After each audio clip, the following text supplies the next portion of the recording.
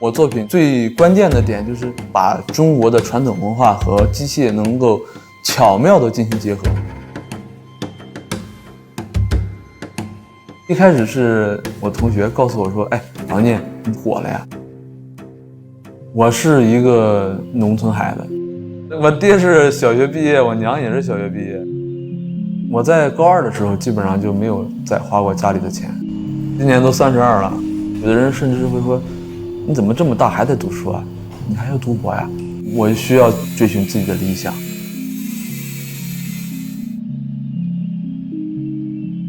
5件作品花了1年多，而我自己看的这个机械的东西就有一种与生俱来的这种快感，因为每一丝每一毫我会把握得很精准。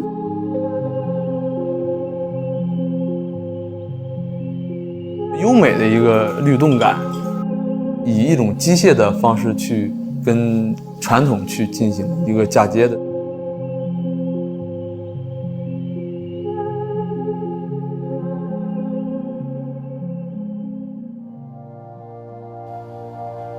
先有一个图纸，再去找素材，再找传统方式，尺寸是多大，起伏要多高，再去电脑上去画图，精确到小数点后4位，再到切割、抛光、打磨。组装的时候，就焊接也需要自己来。那个罗盘上面那些名字，那都是我一个字一个字抠的。晚上的时候，只有自己在做东西，做了一通宵。特别累的时候，就是有这个行军床，可以躺下睡一会儿。我也不打游戏，不怎么看剧，我有很多时间都可以放到创作上。我这5件作品当中呢，有3件是跟中国传统文化有关系的。大3的时候，第一次去到一个正儿八经博物馆，冲击力是很强大的。中国的文化里面有太多东西可以去挖掘了，用自己的方式去表现。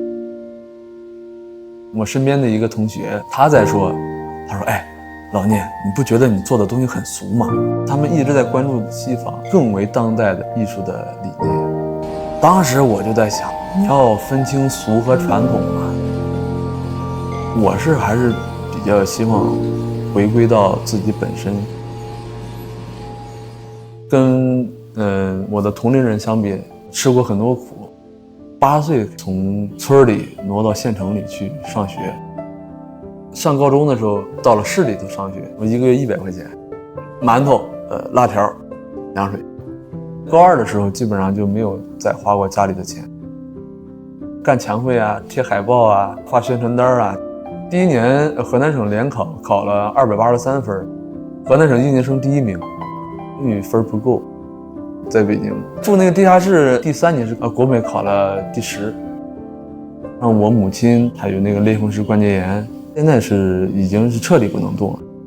我爹他在家里打一些零工啊什么的。本科毕业之后，我都是一直在培训机构搞教培，完全为了挣钱。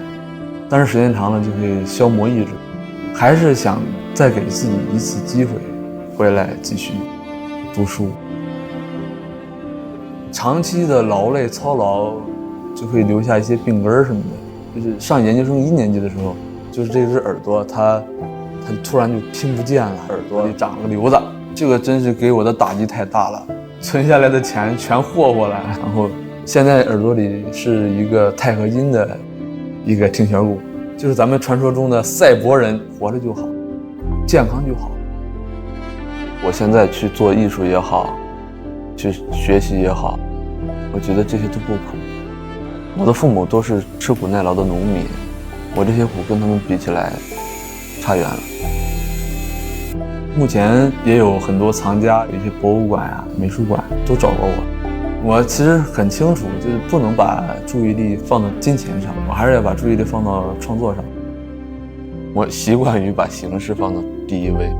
我下一步读博呀，把一些精力往这个学术上去多放一放。艺术真的是个奢侈品，就是我现在在一穷二白的时候还在去搞奢侈品，其实是很傻的一个行为。我最喜欢的一个电影就是《阿甘正传》，我可以傻一点，我可以什么都不管，用自己的一生去做这件事儿，我觉得就很有意义，活的就值了。